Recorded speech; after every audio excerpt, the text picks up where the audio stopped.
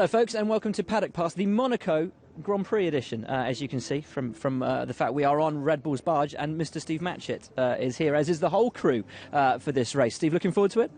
Always looking forward to being in Monaco, yeah. It's just, I keep describing it as a small French fishing village, and when you strip away the filigree, that's really what we've got, isn't it? It hasn't changed really in 100 years. It hasn't changed really in 500 years, frankly. Well, they've changed to back this year. You remember that wall that was on the inside? They've taken that away, so that might be a little bit easier. I think one of the guys in the paddock was saying earlier that the swimming pool will end up being a straight in a couple of years' time. Yeah, I mean, Monaco is a tremendous challenge. Tremendous challenge for the drivers, tremendous challenge for the engineers, the mechanics. Really, if you look at Monaco, you should never hold a Formula One race here, right? It only just fits in, and really everything just fits into place. And a lot of the strategy, really, in terms of a Formula One race goes out of the window. Here, you're going to tell the drivers, don't crash the car, and you might be in the points. That's pretty much it, isn't it? It pretty much is it. Now, interesting, you mentioned strategy. The strategy group met last week. They have come up with some suggestions to be passed by the F1 Commission. I'm going to let you have your say on them. The first one relates to tyres. As of next year, the teams are going to be able to choose, if they're passed by the F1 Commission, these are only suggested at the moment, their own compounds for the weekend. They can choose they don't like being called primes and options, but the hard and the soft tyre, they can choose which one they're going to use at each race. A good idea?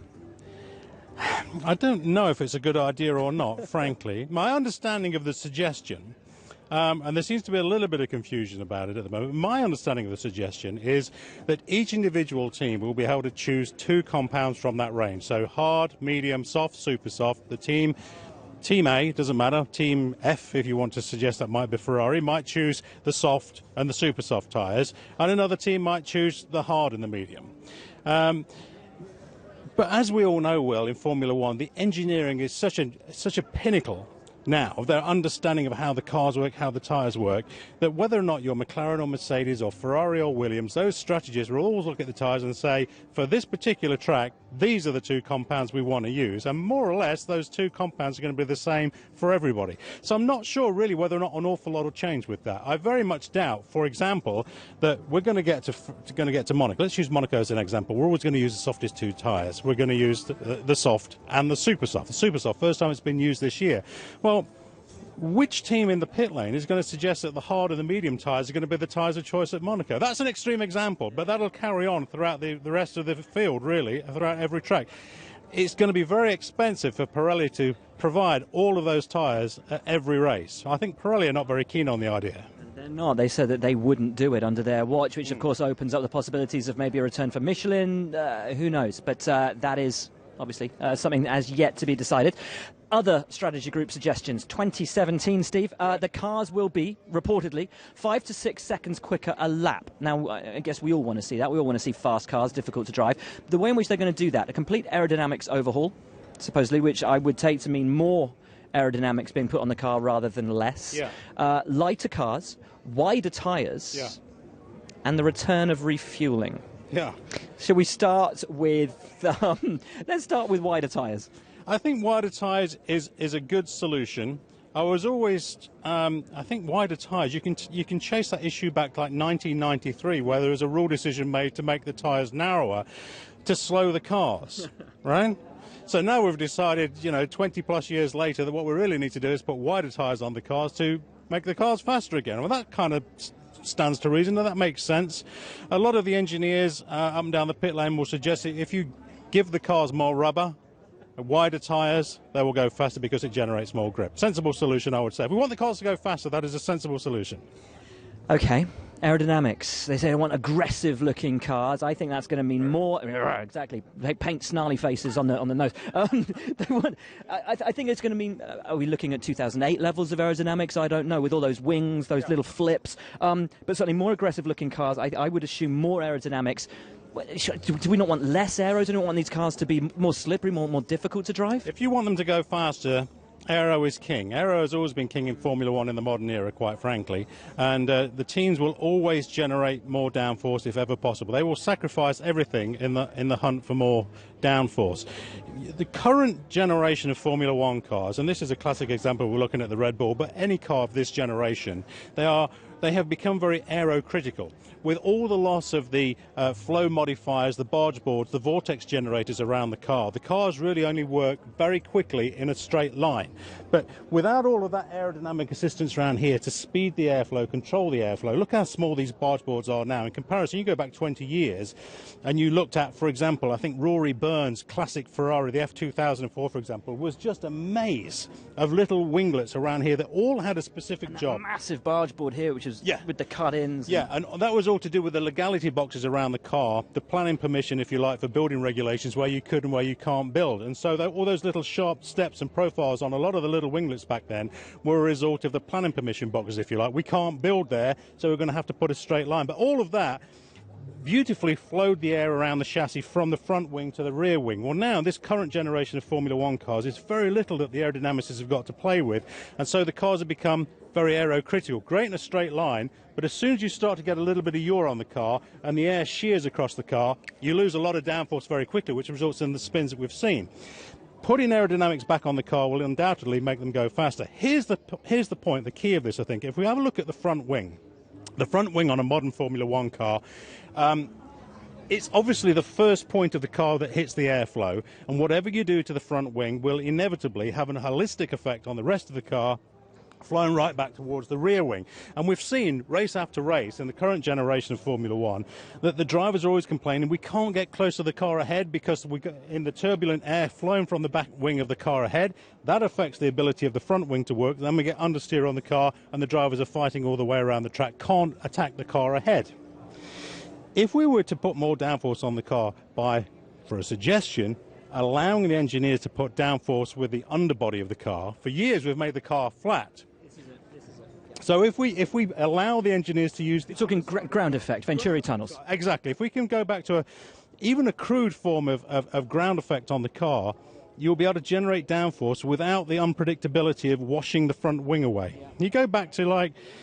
I keep using Ferrari as an example, but they have produced some beautiful cars over the years. If you go up like 1981, 82, 83, and you looked at the ground effect cars that Ferrari were producing then, the front wing was so small in profile because it was just a trim wing. All the downforce was being generated underneath the car, so they weren't that aerocritical as these current cars are. If we could do that, then I think we could get cars to overtake. I think we look back on that first generation GP2 car, 2005, 2006, 2007. It was skirts, it was ground effect, it was, as you say, minimal aero, mostly on the ground effect. They could follow each other like that through corners, great overtaking, great racing. But I think a lot of that's going to come from the back. I mean, what about, let's say, a standardized diffuser, something like that, to try and stop the dirty air if we could utilize ground effect?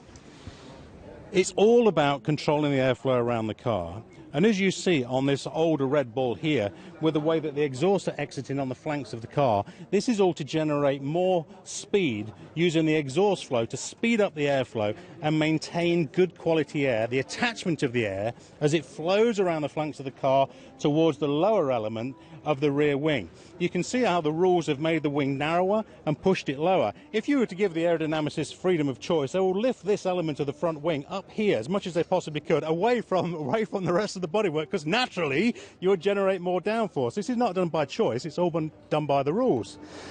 It greatly reduces the performance of the car, of course. Now, the aerodynamicists are fantastically good at what they do, and they still generate downforce. But as again, it all comes at a cost, and the cost is the critical nature of the car. We keep talking about it. It only goes well in a straight line, but you start to move out of that straight line, and all sorts of horrible things start to happen.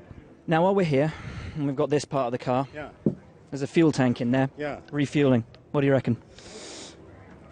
Well, be honest. I'm not a fan of refueling, and you know I had a fairly horrible experience back in 1994 with my teammates at Benetton when we had a fairly catastrophic fuel fire on Jos Verstappen's car. You were trying to get the fuel in a bit too fast, though, weren't you? No, we weren't. We haven't got time to. I thought the FIA said, let's not get into that. Let's not get into that. We haven't got time for that discussion. But what it did prove was that refueling can have some really horrible repercussions, i.e., that fuel fire. If you remember that Hockenheim fuel fire, irrespective of the politics of it, we were refueling the cars at 12 litres a second. The fuel fire that we had in Hockenheim back in '94 was the result of 3 litres of fuel. You know, I mean, effectively, no time at all. It was just like that. A bit of a flash, bang. So we have to be extremely careful when we're refueling the cars. Now, I understand the suggestion is, hey, why don't we refuel the cars? That might add to the strategy and come up with different strategies from different teams. Now, my understanding is, I may be wrong here, that we ban refueling with the idea that it would take that element of strategy away. Now, all of a sudden, we want to put it back again. Because the racing was deemed to have been dulled, shall we say, by refueling. The Overtaking Working Group said the best way that we can bring overtaking back to Formula One is to get rid of refueling. It was also done on the basis of cost saving and on fuel efficiency for the teams. Are these issues now, do we take it they're no longer important to the sport? I think they are. I think they are still very key, but it just goes to show how much in a state of flux and how fluid the regulations around Formula One can be. What happened 10 years ago all of a sudden can come back in vogue again. And I understand that refueling, when it was reintroduced back for 1994, the idea was if you can't pass on the track, the mechanics and the engineers can formulate that pass by altering fuel strategy, pit stop strategy, and we used to do some blindingly fast pit stops that would enable one car to get out ahead of the other, not on track. The problem with that is, of course, what happens if something goes wrong in refueling. My understanding of the suggestion currently in play is that the governing body doesn't want to alter the amount of fuel that the cars currently carry, 100 kilos of fuel. So you're not going to be able to carry a bigger fuel tank supply, but you could run in different stages of the race without using that full 100 kilos on board. Now that will make a difference because weight is everything in Formula One, as we know. You could say 10 kilos is about, 4/10. So there's a lot in that. But if you can't push now with a set amount of fuel, will you be able to push still with that same set amount of fuel, even if you're using only a percentage of it? Here's the problem with refueling and pit stops is every time you come into the pits, you lose time on track, clearly, obviously, because the mechanics are working on the car. So if you do more pit stops, let's say you do 4 pit stops as opposed to 3, you've got to be blindingly fast when you're out on track to make up that time difference that you've lost in the pits. If you do 1 pit stop, well, then you're not losing as much time. But if you're refueling for 1 pit stop as opposed to 3, you're going to spend longer in the pits again. So it's all a matter of chess. It's a chess game, really. Which is the best way to go? If you do more pit stops but less refueling, they'll be faster. If you do fewer pit stops but you've still got to refuel the car, it's going to take longer. I suggest, Will, just like the tyres, that these brilliant strategists and engineers from up and down the pit lane will all look at that data and say, you know what, to make this work, we're going to have a one-stop race. So they're all going to do the same thing? They're all going to do the same thing because they're great at what they do. It's the reason, a lot of it, why so many of the cars these days look so similar. That, the regulations have something to do with that, but the other reason is that all the engineers, all the aerodynamicists look at the car and say, we need it to be this shape, we need to do this, we need to do that, so the cars all look similar. Steve, I could sit here and talk to you all day. I'm going to have to wrap it up because, look, there's Jason over there, Alex. Look, there he is. He's wrapping me up because the drivers are about to come out of the press conference. So we're going to go over and talk to the drivers right now. I think Lewis Hamilton's in there, who's just done a new 3-year deal with Mercedes. So I guess we'll probably open with that question to him. Steve, thanks for your time, my friend. And here's a little bit of Lewis Hamilton. Hello, Lewis. Congratulations on the new deal. Reportedly an astonishing amount of money. What's the first thing you're going to buy? I'm not going to buy anything. Is it humanly possible to spend that much money? Well, I don't think so. but you'll have fun trying. No, I don't really spend a lot of money. If I ever spend money, it's on cars and maybe a holiday. Cameras? No. Cameras? Artwork, yeah. But honestly, I don't really ever spend too much. Or property, maybe. But your music studio. And Kanye apparently has been saying some very nice things about your music. What is that? Pretty awesome, right? It was the freaking coolest thing ever. Is there anything you can't do? No, but that was a very cool day. And the fact that he mentioned it, I was like, wow, that was one of the best days. I heard words out of you earlier today that Ferrari might have been an option, but you've opted to stay with Mercedes, somebody, a company. Did you know? Okay, it was quoted online. No, I never ever said that. Naturally, as a driver, you have to do due diligence, and you know that there are other options, but I never looked to investigate in them. I was confident in the build-up to knowing that we're going to have to do a contract. I was confident that, I was analysing this team and thinking, you know what, this is the best place. I've felt great here for 3 years. I still feel better than ever, and it's because this team has helped me feel this way and given me that confidence that I know that I can continue. And to have Mercedes, to have the board members like, yes, we want Lewis, we want him. He's very much a part of the Mercedes family. We want to keep him, and that's comforting as well. Can you guys achieve together now that you are in it together for the long run? Well, I like to think a lot together. I think, as I said, I think I've got the best group of people here. That whatever we're going to be thrown at, which 2017, there's going to be something new that comes along. But I honestly feel I've got the right and the smartest, brightest group of people who can really just take it, analyze it, and knock it out of the park. That's my honest feeling. I might be wrong. I don't think so. I feel confident in them. And either way, we're going to find a way to recover if it wasn't the case. So Lewis Hamilton is in pretty good form, on a pretty good mood this weekend, coming into the Monaco Grand Prix, a race he's won just once. But what about that man, Nico Rosberg, on tune for a hat-trick of wins here in the Principality, on the streets on which he grew up. After we spoke to Lewis, colleague Jenny Gow actually put quite an interesting question to Hamilton, which was, why have you announced it here? Is there mind games going on? And Lewis said, well, I've known for a while. And he wouldn't admit that there was mind games going on, but it's a good way to unsettle your teammate, isn't it? Announce a reportedly $100 million deal right at one of the most important races of the year. Is there mind games going on? Fascinating times. So from Lewis and that big deal to a driver everybody wants to know about his future, Valtteri Bottas, arrives here. Very much still in everyone's focus in terms of what he's doing next season. But let's look at this weekend to start off with, because for the Williams guys, the races haven't gone as well as the qualifying, and as we all know, qualifying here in Monaco is absolutely key. Yeah, this race, I think probably the qualifying is the most important compared to any other race. So we do have a good car in qualifying, but we need to make sure we get everything out of the tires. I think that's going to be the key here. If you get 100% out of the super soft tire in one lap, then you should be good. Talk about your future hasn't died down since we were last all together in Spain.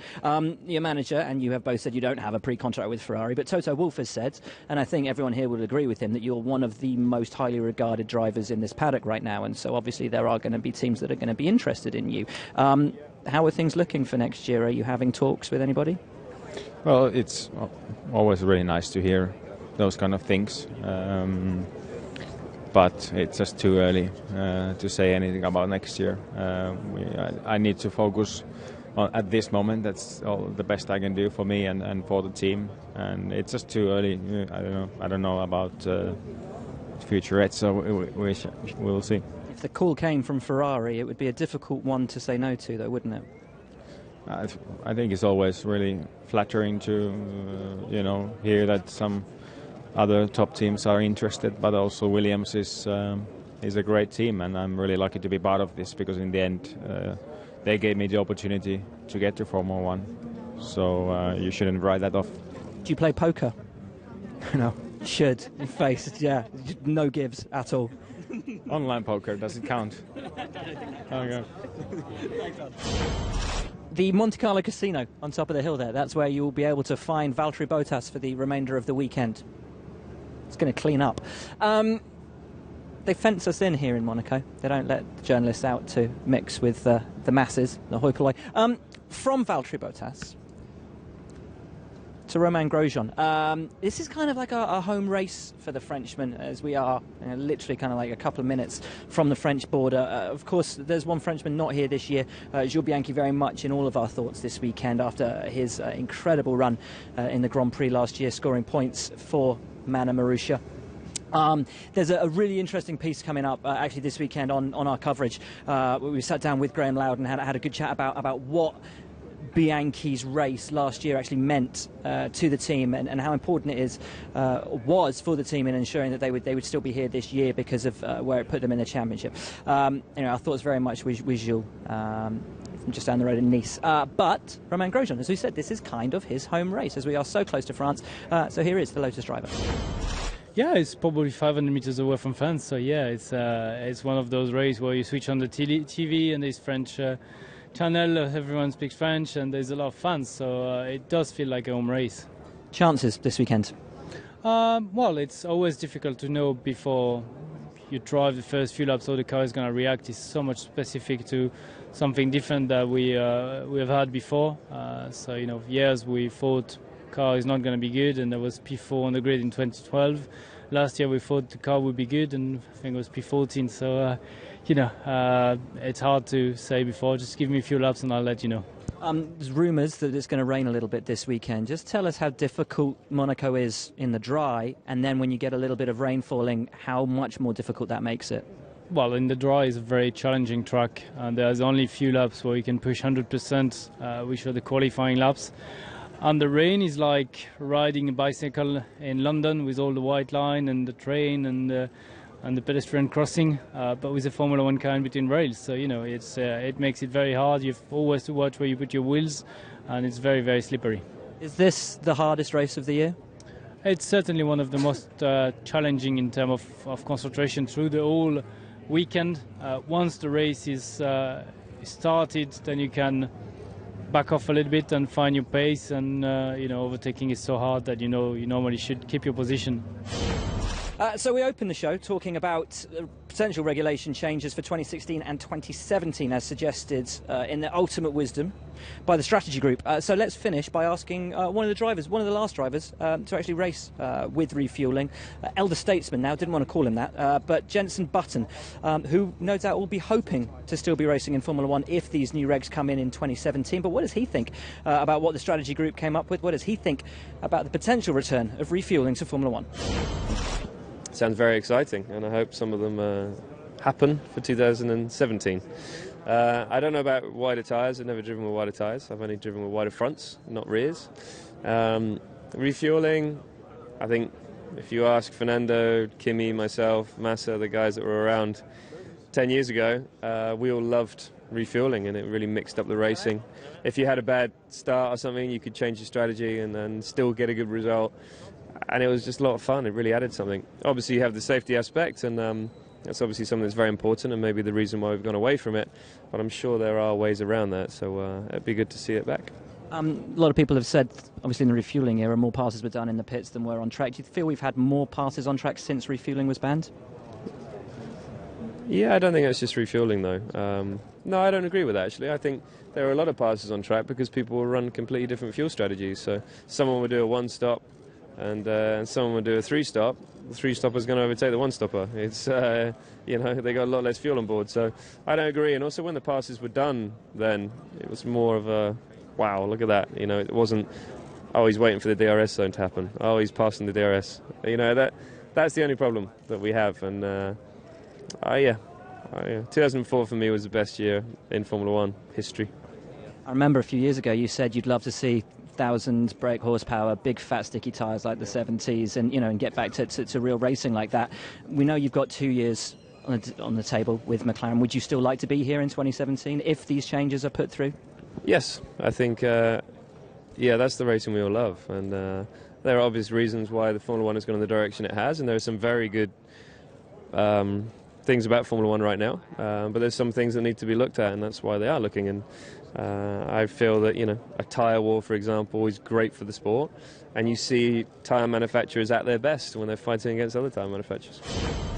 Jenson Button, then, very excited about the potential future for Formula One. That's it from us on Paddock Pass, but I wanted to show you, obviously, the sea and the beautiful vista we have in Monaco, but we've got the whole crew on site here. As you saw, Steve Matchett was with me on the barge, the Red Bull barge. And a couple of people, I remember over the last few years, some people have said, you guys don't really go to Monaco. That's a blue screen in the studio. Well, it looks so realistic behind the guys because it is actually behind the guys. There is Monaco. And this is the stage. So it's not a blue screen. This is actually where everything will be coming to you from this weekend. Look, you get to see behind the scenes with us here. Here you go, see? There's the desk. And there's Monaco. It is no blue screen. It is the real deal. It is the real thing. I'm going to be Lee Diffie for a minute. I don't have a sports jacket, though.